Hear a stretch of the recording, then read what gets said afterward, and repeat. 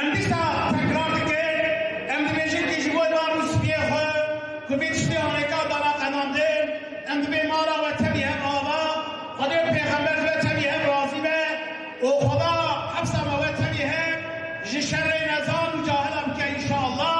Ana em ê tevî hev du fatihekî bixwînin ji miriyê xwe re ve piştî wî hed û malbat temsîlen ew ê destê xwe bidin hev destê xwe rabikin û li bir anêka işe medkada Xwedê pêxember îşev ve tevî hev razî be.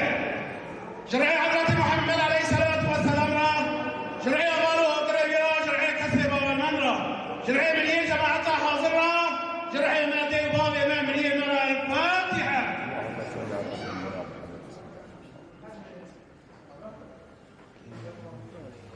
خذي خيرا وقشا قبول Xwedê xêra we ser qebûl bike. Ana jî li ser namê hed û aile dehemû spî ew ê rabin, ew ê destê xwe bidin hev tevî hev destê xwe bilind bikin.